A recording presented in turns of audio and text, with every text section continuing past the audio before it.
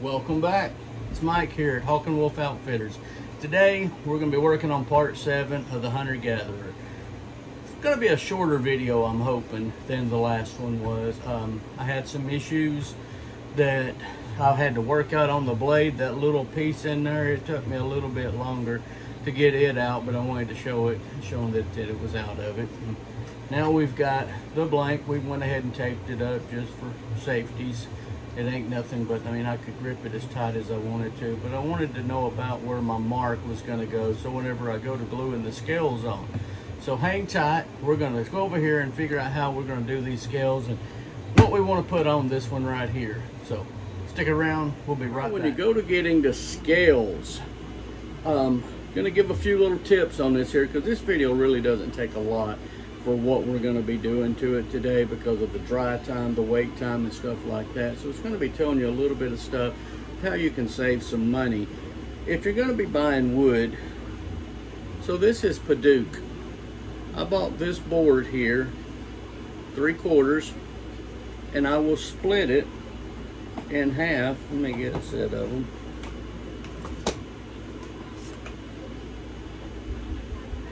And now I have 2 sets of 3/8 scales.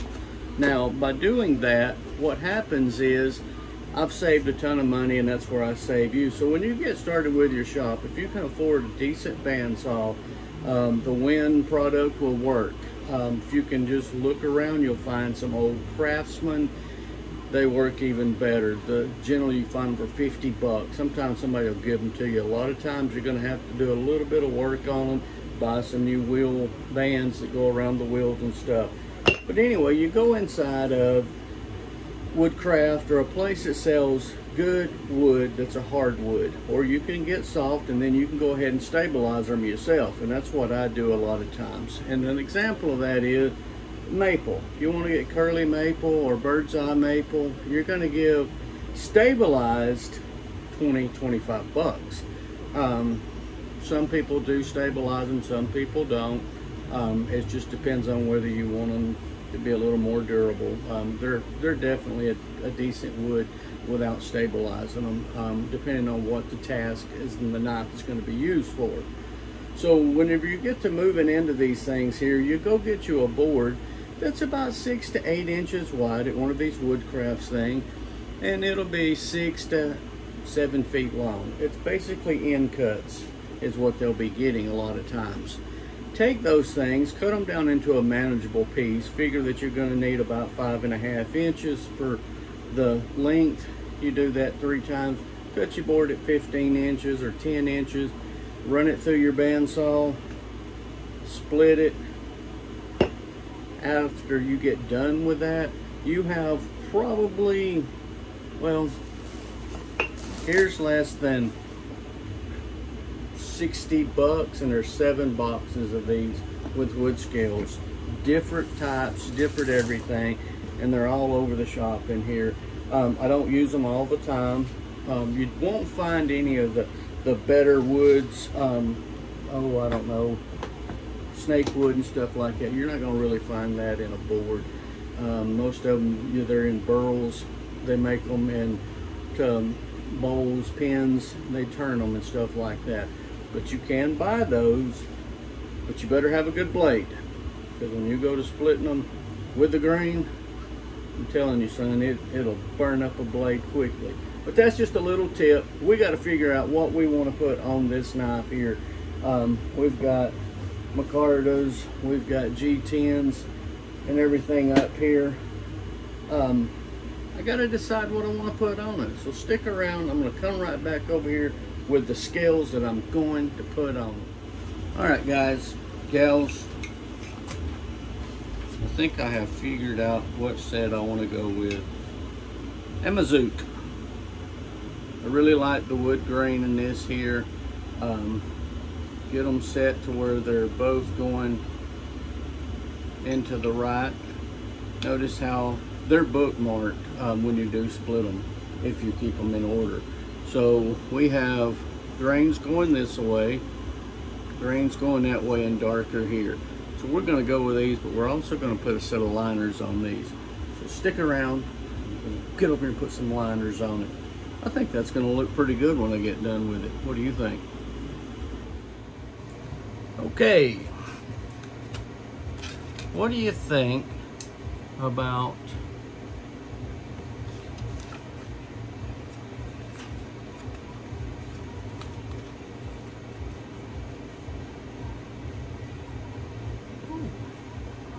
a black and gray on that Amazook? We're gonna put 2 liners on it. Ooh, it's gonna get tricky now, isn't it? Not really, but we're gonna make it work. So what you're gonna wanna do is go ahead and get your pieces cut out. It's pretty close to what you have on your scales. So let's go ahead and mark them. So we know we can go ahead and drop that piece there out. We have to make sure we're gonna have enough on this black piece, and I believe we are.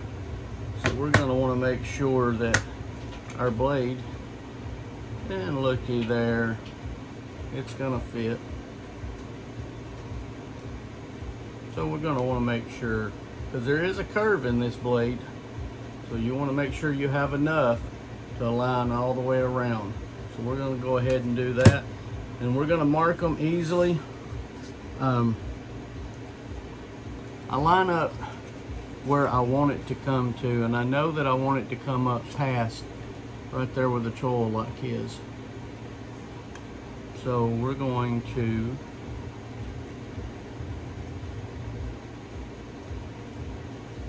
make sure we have enough. And as we've got it like this, all I'm going to do is mark it and see where that lands on this. So we know that it's going to make it, because we're going to be cutting off this much, so my mark is not visible. So we're good to go. We'll just go ahead and mark it right there. And it's really just a give and take game of where you're at. Now this one, we know we have plenty of marble space. Look your edges over too, and make sure, because this one here, I'm going to want to make sure that that's down at the bottom. But see, there's a little burl right there where a limb came off of that. I like to keep that stuff in, but unfortunately, I just don't see how I can keep it in and keep it lined up with this one. If I can, I will, and if you can, make sure you try to. And if not, don't leave it at the end of a piece, because that's where it's going to chip or crack at. And like if I was to take it and mark it just like that, that burl is going to be the weakest spot on it, and it's liable to chip and crack over time as it expands from just heat and moisture and stuff. So we're going to go ahead and do it this way to not worry about it and get it out of it. So now that we've got that marked, we're going to mark these and this piece here in the same fashion. Go cut these out, rough them up, rough that up, slap some glue on it, let it dry. I'm going to be using a quick epoxy on this one here. It's 15-minute mid-cure. I'll have to come back tomorrow and finish it. No big deal, right? I mean, we're doing this on video and you're just catching it. You generally will use this on the scales for any gluing of liners and things like that, but I use a G-Flex whenever I put the scales on to the knife to go ahead and make them a permanent. It does a little bit better. I don't really know how well this is sold at USA Knife Makers. I just recently picked it up to try it out. So I'm gonna go get all these things cut out and we'll go over here to the bandsaw and you'll just see me whipping it all up, okay? 3, 2, 1. All right, you notice a while ago I had that little small piece. I just didn't want to take the chance, so I got another piece of it out, same thickness, same everything, same style. And we're gonna do it on it instead, because I just don't trust that's gonna it may not make that bend, and I don't want to waste a set of scales.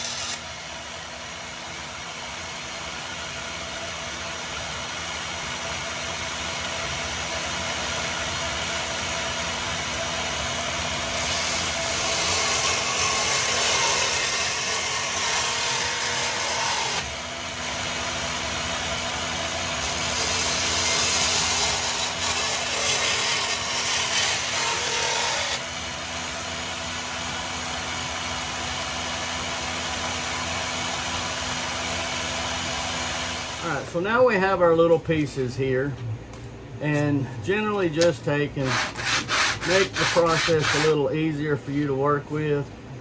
Flatten them up. Same thing, just get your edges a little bit. And I just rough this up. And all this is a piece of plexiglass with some 50 grit. I want it to stick. But I have another thing that I do that lets it get a little deeper and more into it. So let's just shake and shimmy. Do both sides, so they're all going to be used eventually. So save yourself some time of which one did I put on first.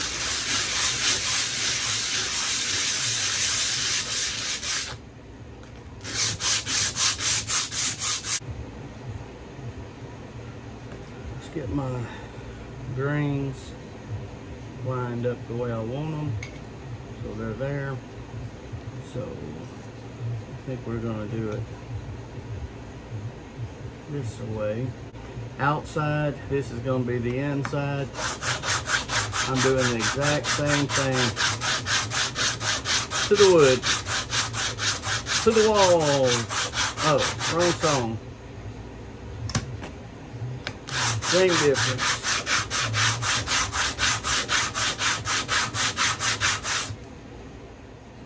All right, so here we are with acetone, and I done wiped them down. And you're probably thinking, my goodness, I thought he was a video guy. I just swing by the hip, guys. But anyway, this is all we're doing. Wiping them all off the first time, because you're gonna do this twice. Now, the next step with a 15-minute timer, you're going to want to make sure you are quick and good. But we're not. This is my trick. I got bunches of these blades, and I just gouge the wood. Just basically in a little diamond pattern. This allows a trench for that glue to get down in, helps it from slipping, sliding. Doesn't matter, I don't know if you can see that or not, it doesn't matter where you've pattern goes with it. But you can see I have found this has kept me from having any issues. Boy, I can't talk and scrape, can I, guys? Flip it over, and we're gonna do all of them. All right. As you can see, we've scratched a hooch We got some deep pores in them. Put them over there.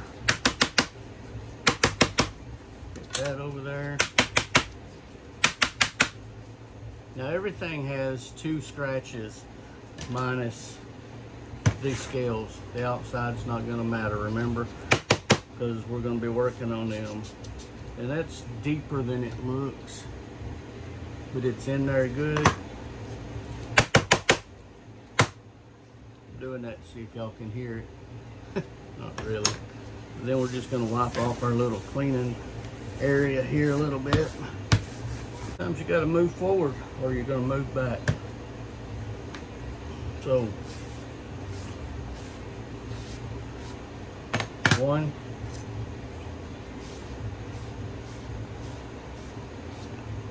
2. This will go 3rd.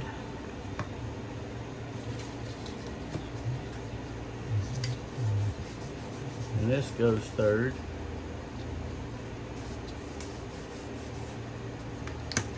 And this goes 2nd. And all I'm doing is kind of keeping my old feeble self from remembering where I'm at and where I'm not at. So, 1, 2, 3. So, there how we go. Now, I'm going to mix up some glue here, and I'm probably going to do 1 set at a time because it becomes tricky, and I don't want to waste any glue, and I don't want them to be more than 15 minutes. And it's really about 8-9 minutes before it starts getting sloppy. So hold tight.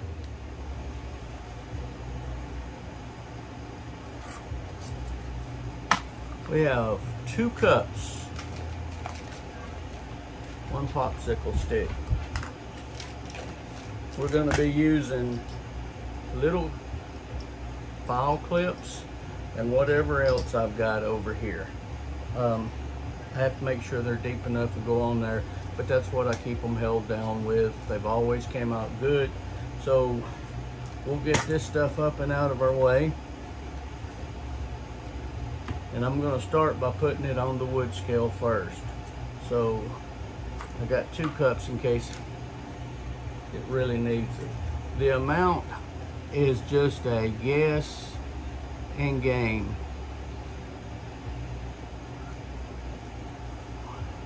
But it's 50-50. And sometimes you don't have enough. Sometimes you have too much. But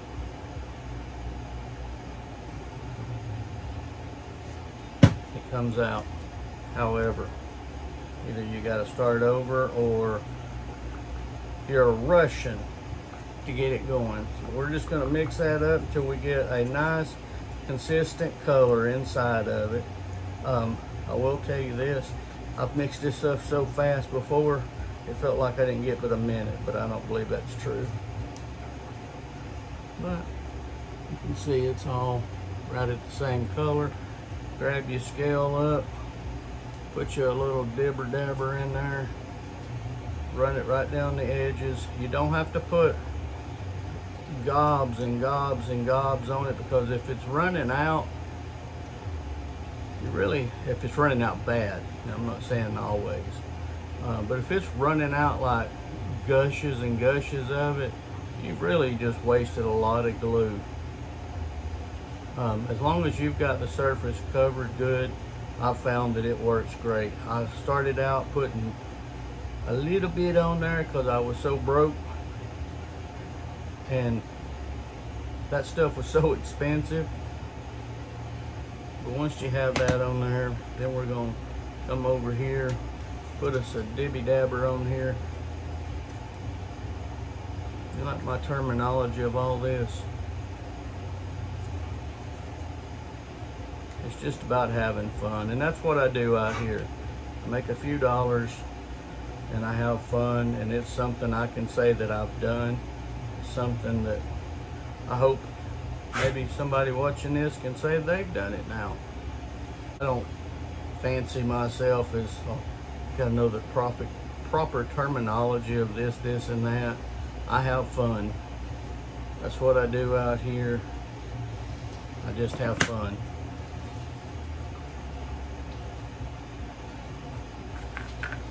And that's what I want most people to do too.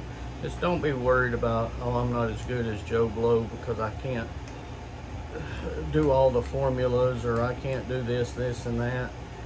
You know what? A lot of it is just jargon. It's just a lot of talk.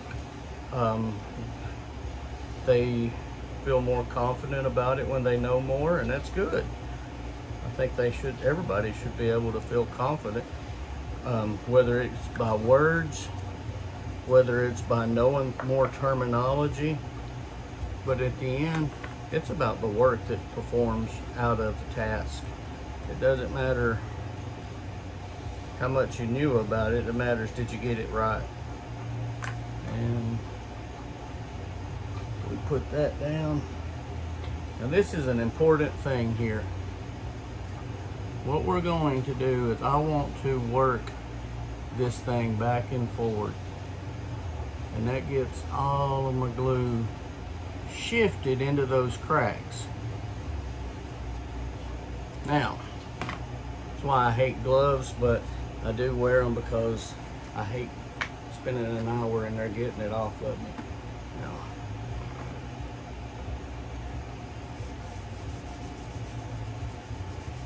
be careful when you're doing this. You're just trying to get that glue off of the excess on the top. Make sure that you have everything all the way around it. And this is where these little bad boys come in handy.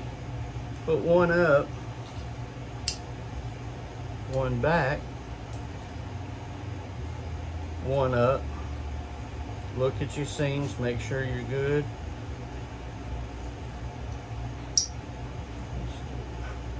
This one would be a up. This one would be an in. This one will be a up. Now, you're probably thinking, my goodness, what does it really matter? Because I want that pressure to be distributed evenly as much as possible, but I also want it to be in there. I'm just kidding with you. That's some more of that jargon. Made you think I know something I don't. All right, just so you didn't think I was joshing you, this one's different than this one. Yeah, I was just messing with you. Sometimes, a lot of times when I got started in this, I was so intimidated by what we were talking about a second ago, or what I was. Hearing words, hearing phrases, the cleanliness, this nice big shop, wiping everything down before each project and stuff. You know, it was intimidating. You know, so I just started out with sawmill blades. As a lot of you guys know, I just do my own thing. I'd beat them out and make forges and do the old heat treat with the oven in the house. Try to get it as best as I could. Some of the knives broke, had a bucket full of them. So don't think that you won't have them when you're getting started in this. And you don't have to have the best equipment. Get what you can afford. I've seen some beautiful knives made with just a file. Beautiful, an angle grinder and a file. That was it. It's fun. That's what all of this is really about. Now, when you become a business at it, it's just like everything. And when I've done it for trying to make a living, and it wasn't for me. I lost heart in it. I lost a lot of it. And I don't want anybody else to have to go through that, you know. And if you want to start a business, yes, start wherever you can and work your way up to get to where you need to be. But these videos have been exciting for me. I hope you're getting something other out of them. I'm trying to make them as simple as possible to show you how you can get started. Myths that were facts when I started, and I found out they may be some fact to them, but they're not as difficult as a lot of times people make them out. See if I can find one of them down here. This here is one that I'm working on. 12 years ago, I never would have thought of ever making 3 different pieces, or 4 technically, and putting them together and make a knife that would be durable, last, and work. But it started out with an ambition, and I watched a lot of stuff, and I got a lot of good information. So don't think I'm telling you, oh, I'm just giving you the gospel, because that's not where I'm at. I'm telling you that these are the things that I've learned. I may find a year down the road, ooh, that wasn't, I see now why that wasn't turning out the way I wanted it to, but that's just trial and error. That's what you'll have to get started with if you're ever wanting to do this, and make those mistakes, learn by them, learn genius ideas as you move along. My suggestion, or not my suggestion, is if you're doing it to make a living, yeah, you may not want to give out all your secrets and stuff like that, but pass along the knowledge. This is a dying art. Even though you see every day somebody's making a knife, there's hundreds and thousands of them being made every day. There's a million Facebook groups that are out there, and people are making knives. And one thing that I will tell you that I have learned, it looks good in the photo, but they don't always look that good when you get there. Photos will hide a lot, especially if you're good at editing. So before you judge your work, go out, go to some of these shows of these people you've been looking up to, pick up their knives, really look at them, go to the next booth, look at them, and see the difference in each one of them, and see what the difference is in the price, and see which one really values what kind of work you want to get into. And you'll find out sometimes they're overpriced, sometimes they're underpriced. And the thing I get a lot of times is, Mike, they're afraid that the knife is not good because you sell them so much cheaper and there's no resale value. And what they mean by that is, and I get it, is if you are taking a knife that you paid $150 for, and it can be as good as the $300 knife, maybe even better, or maybe not, maybe even worse, maybe a huge times worse. But your resale value in that is not as great as spending $300 and being able to sell it for $200 a year later. You know, you give $150, you might get $75 out of it. And their logic to that was you lost that money. Well, the way I see it is, I'm still $125 to the good, because I didn't spend $300 in the beginning. But again, guys, thank you for watching this. I hope you're enjoying it, and I'll get back with you on another video. The next video that'll be popping up should be the drilling the pinholes and shaping the handles, how I do it, choosing some pins that'll give some character to that. I haven't searched it that far. I probably should have thought about that a minute ago, but I've got thousands of pins, so we'll just work from there. Thanks again for watching, and I'll catch you on another one, part 8, I think. We'll see you then.